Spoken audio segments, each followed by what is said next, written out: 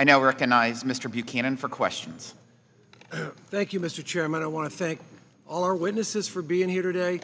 I was at a luncheon a couple of years ago at Boys and Girls Club, and they said something, I've hung on to it, is children make up 25% of the population, but 100% of the future. So I applaud all of you for what you're doing. I'm a blue-collar kid. It just makes such a big difference, a good education.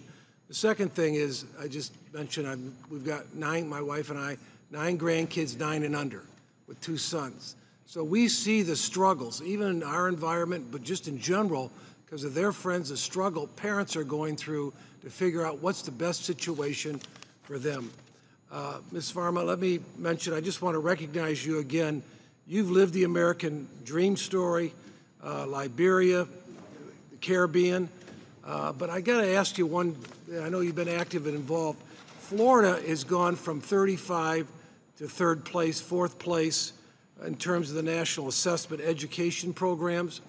Why is that in your mind? Well, thank you, Chair, and thank you, Mr. Buchanan, for your question.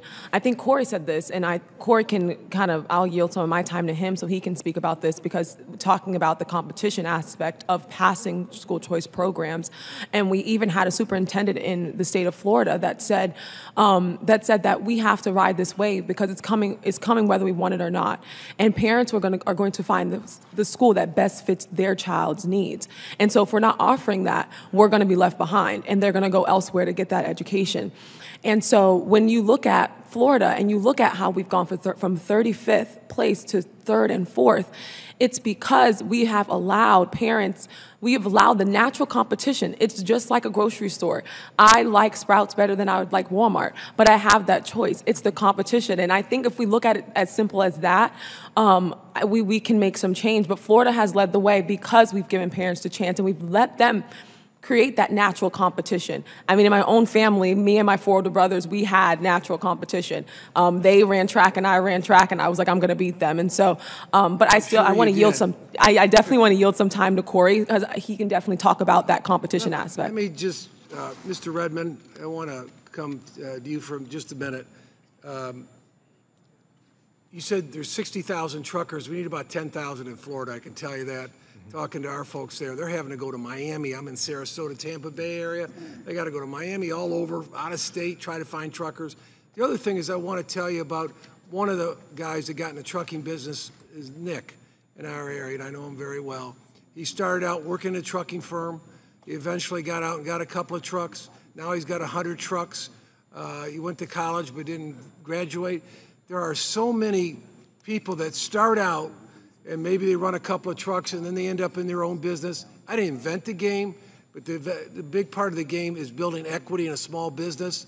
And I see so many people in different specialties in our region, in our area, truckers and others, that start out blue-collar kids and end up owning their own business someday in a specialty, so they don't get locked into making just 50 and 100. They might make 500 someday. God bless them. It's America.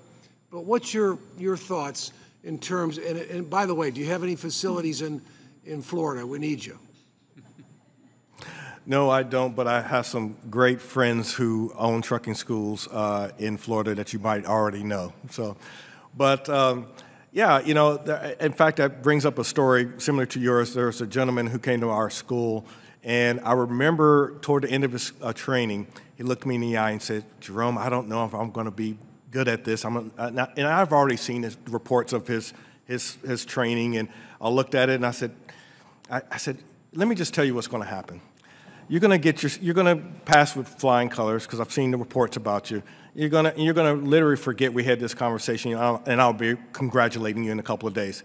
And that exact thing happened. He came up to me, and the only man that's ever done this to me, picked me up and gave me a bear hug, swung me around once, put me on the ground and said, "Thank you, man, I appreciate it." Now this guy owns a fleet of trucks and makes over $250,000 a year.